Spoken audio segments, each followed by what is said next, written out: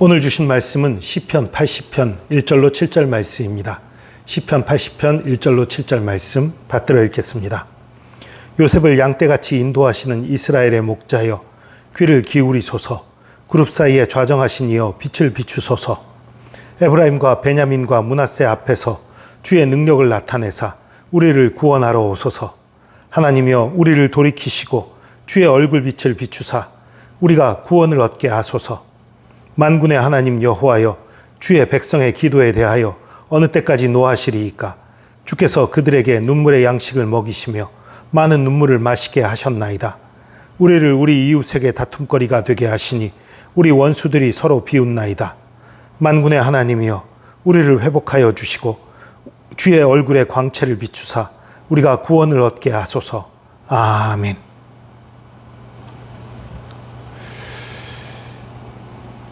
오늘 이 시편 80편은 매우 독특한 시편입니다. 많은 시편이 이스라엘의 대표로 유다를 얘기해요. 그리고 다윗 왕조를 얘기해요. 그렇게 해서 얘기를 하는데, 오늘 시편은 유다가 아닌 요셉 지파, 그러니까 에브라임과 므낫세 둘이 요셉의 아들이지요. 그리고 한 지파를 이루었지요. 요셉을 대표로 내세워요. 왜냐하면 실제로 그 이스라엘의 장자권은 요셉 지파에게 있어요. 이스라엘을 다스린 주권자가 유다 지파에서 나왔지만 장자의 명분은 요셉 지파에 있습니다. 그렇기 때문에 요셉만 두 지파를 가진 거예요.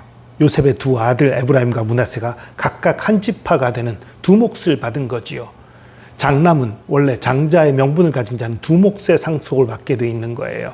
그러니까 요셉이 장자의 명분을 갖고 있었기 때문에, 그래서 지금 요셉을 양떼같이, 그러니까 장자된 요셉 이스라엘을 얘기하는 거예요. 요셉을 양떼같이 인도하시는 이스라엘의 목자여, 우리 하나님을 가리키는 말이지요. 귀를 기울이소서. 그룹 사이에 좌정하시니여. 그룹은 천사의 일종으로 보여요. 영적 존재예요. 그런데 그룹 사이라고 말했다는 것은, 이거는 은혜의 보좌 혹은 시은좌라고 불리는 언약궤 그 지성소 안에 있는 언약궤 위의 위치를 가리켜요. 언약궤, 그 언약궤의 뚜껑 위에 그 그룹을 새겨서 만들어 놨었다고 그래요. 양쪽 끝에 서로 그룹이 날개를 쭉 뻗쳐서 서로 맞닿게 그렇게 만들었다고 그래요. 그리고 1년에 단 한 번 대제사장이 양의 피를 가지고 지성소에 들어갔을 때에 그 그룹 사이에 그 양의 피를 쏟는 거예요.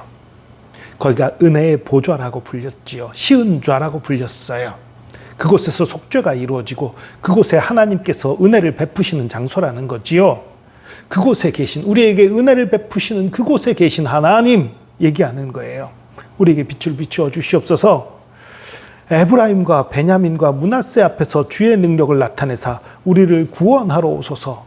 우리를 구원하러 오소서라는 얘기는 지금 망해가고 있다는 얘기예요. 그래서 이 2절로 추측을 할 때에 이 시는 아마도 아수르의 북이스라엘 침공 당시를 배경으로 하고 있는 것이 아니냐. 그래서 북이스라엘이 멸망할 무렵의 얘기, 그 무렵의 시편이 아니냐라고 추측을 해요. 그런데 문제는 이 시편을 지은 사람이 북이스라엘 사람이 아닌 남유다 쪽에 속해 있었을 것으로 추측되는 아삽 자손이에요. 아삽 자손이 모두가 다 남유다에 있는 것이 아니라 일부가 북이스라엘에 살았을 가능성도 없지는 않지만 그 좀 가능성이 낮아요. 왜냐하면 아삽 자손이 다 그 성전에서 찬양하는 일을 했던, 예루살렘에서 찬양하는 일을 했던 그런 족속이란 말이에요. 좀 이상해요. 그러니까 지금 이 아삽 시편, 이 80편의 저자는 남유다에 있으면서 북이스라엘을 건져달라고 말하는 거예요. 내가 당한 고난이 아닌데, 내가 지금 아픔을 당하는 게 아닌데 같은 동족인 이스라엘, 북이스라엘이 멸망해가는 모습을 보면서 그들을 건져달라고 기도하고 있는 거예요. 주님의 얼굴을 비춰주시옵소서 기도하고 있는 거예요. 이게 중보기도 하고 있는 거예요, 사실은. 그러면서 지금 비록 북이스라엘과 남유다로 나누어져 있지만 하나라는 마음을 가지고 북이스라엘도 하나님께서 보호하셔야 된다는 그 마음을 가지고 기도하고 있는 거예요. 에브라임과 베냐민과 므낫세, 이게 좀 독특해요. 에브라임과 베냐민과 므낫세의 공통점은 라헬의 자손이라는 거예요. 이스라엘, 야곱의 4명의 아내 중에 라헬을 통해서 태어난 것이 요셉과 베냐민입니다. 요셉과 베냐민이 태어났는데 그 중에 요셉에게서 에브라임과 므낫세가 났는데 각각 한 지파가 됐죠. 장자의 명분을 가지고. 그리고서 이 세 지파가 라헬의 지파인 거지요. 이 라헬의 지파를 왜 얘기했을까?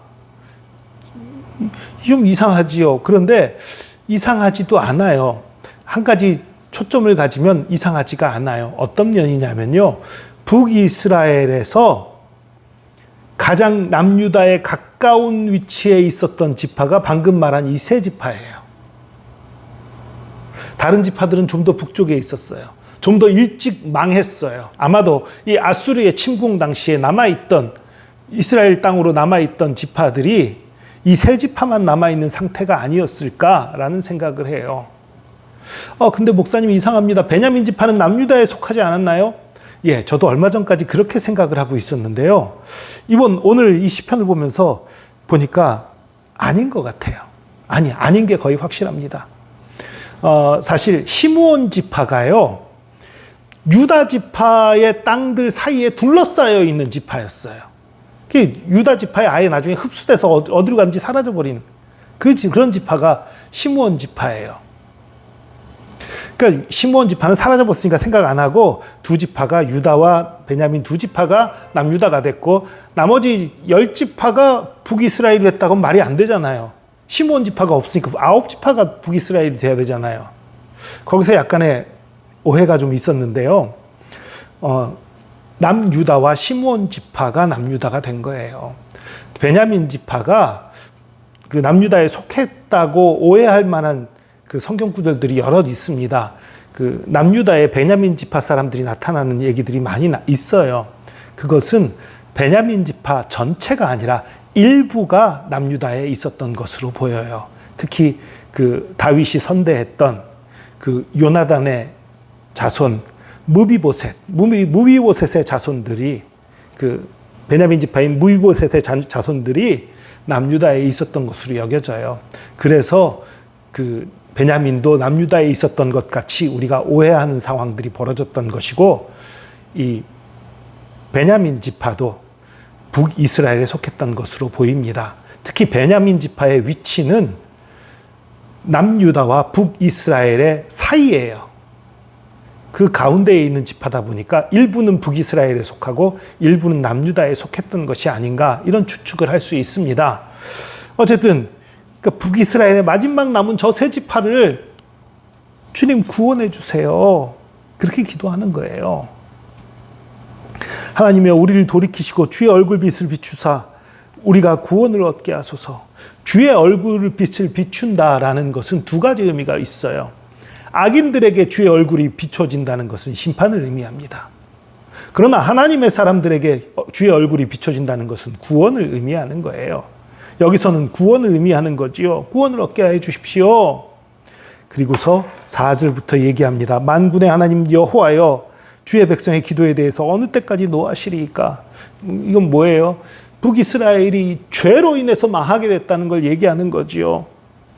주께서 그들에게 눈물의 양식을 먹이시며 많은 눈물을 마시게 하셨나이다. 그들의 죄 때문에 지금 많은 눈물이 흐르고 많은 아픔을 당하게 됐습니다. 우리를 우리 이웃에게 다툼거리가 되게 하시니 우리 원수들이 서로 비웃나이다. 이스라엘이 망해가고 고난당하고 그 모습들 보면서 그 원수들이 비웃고 있다, 그런 얘기예요. 만군의 하나님이여 우리를 회복하여 주시고 주의 얼굴에 광채를 비추사 우리가 구원을 얻게 하소서.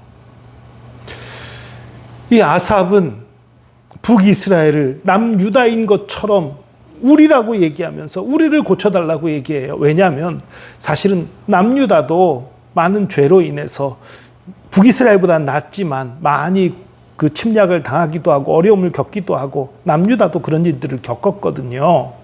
물론 북이스라엘보단 낫지만요. 예, 저 나쁜 짓 하나님 혼내주세요. 그게 아니에요. 저들과 나도 똑같은 거예요. 그들이 당하는 고난이 내 고난인 거예요. 내 아픔인 거예요. 여러분, 이게 고난당하는 우리 이웃을 대하는 태도예요. 우리 이웃이 죄 때문에 고난을 당할지라도, 우리 이웃이 죄 때문에 고난을 당할지라도 우리 기도할 때 하나님 제가 혼내주세요. 그게 아니라 하나님 용서해 주세요. 돌이켜 주세요. 주님의 얼굴을 비춰주세요. 주님의 구원을 이루게 해주세요. 특별히 우리 그렇게 기도해야 합니다. 북한에 대해서 어떻게 지원하고 어떻게 화해할까? 이거에 대해서 많은 얘기들이 있어요. 정치적으로 무조건 퍼주는 것도 문제가 있고, 그렇다고 무조건 멀리하는 것도 문제가 있고, 그거 지금 우리 정치적으로 어떻게 해야 된다 그 얘기를 하고 싶은 거 아닙니다. 정치적으로 때로는 북한을 봉쇄시키는 정책이 더 좋을 수도 있고, 햇볕 정책 같은 정책을 하는 것이 더 좋을 수도 있겠지요. 근데 그걸 얘기하고 싶은 게 아니에요. 기도가 필요한 거예요. 북한의 잘못된 지도자들로 인해서 그 나라가 망가져가고 있고, 그 나라에 재앙이 내렸고, 그 나라에 수많은 아픔이 있는 그것을 죄 때문에 저래, 나쁜 짓 해서 저래, 하나님을 떠나서 저래 라고 말할 것이 아니라, 하나님 불쌍히 여겨주세요. 저들을 불쌍히 여겨주세요. 그렇게 기도하는 것이 마땅합니다. 저들을 건져주세요. 주님의 얼굴을 좀 그 땅에 비춰주세요. 그 땅이 돌이킬 수 있도록, 그 땅에도 구원에 임할 수 있도록 우리 그렇게 기도해야 합니다.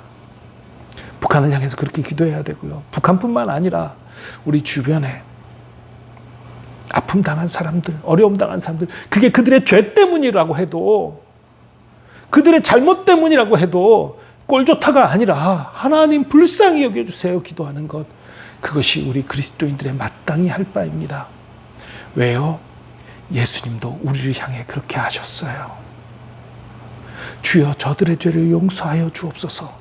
주께서 그렇게 기도했기 때문에 우리 죄인들이, 우리 더러운 우리들이 예수 그리스도의 보혈로 구원받고 생명을 얻게 된 것입니다. 우리도 구원받을 자격이 없었던 자들이잖아요. 우리도 악한 자들이잖아요. 그런데 구원받았잖아요. 그렇다면 우리도 자신의 죄로 멸망해가는 그 사람들을 향해 주님 저들을 구원해 주시옵소서, 우리를 고쳐 주시옵소서, 그렇게 기도하는 것이 마땅한 것입니다. 기도하겠습니다. 주님, 남쪽에도 북쪽에도 하나님을 떠난 자들이 많이 있고, 하나님을 비난하고 하나님을 거역하는 패역한 자들이 많이 있습니다. 주님, 그 패역한 자들을 볼 때 저 원수들, 저 나쁜 놈들하고 저주할 것이 아니라 그들을 불쌍히 여겨달라고 기도하기 원합니다. 그들의 아픔, 그들의 고난, 그들의 슬픔을 위로하며 기도하며 그들을 주님 앞으로 인도할 수 있기를 원합니다. 주님, 우리의 기도를 들어주시옵소서. 어느 때까지 저 북한 땅이 저주받은 땅, 동토의 왕국이 되어서 하나님을 찬양치 못하고 예배하지 못하고 온갖 저주 가운데 살아가겠습니까? 주님, 그 땅에도 주님의 복음이 임하게 하여 주시고 주님 나라가 임하게 하여 주시옵소서. 그 나라가 돌이키게 하여 주시고 새로워질 수 있도록 인도하여 주시옵소서. 또한 우리가 북한을 위해서 기도할 뿐만 아니라 또 우리 주변에 있는 악한 자들을 향해서도, 주님을 거역하고 주님을 미워하는 자들을 향해서도 주님의 은혜가 임하기를, 주님 안에서 그들이 변화되고 새로워지기를 기도하게 하여 주시옵소서.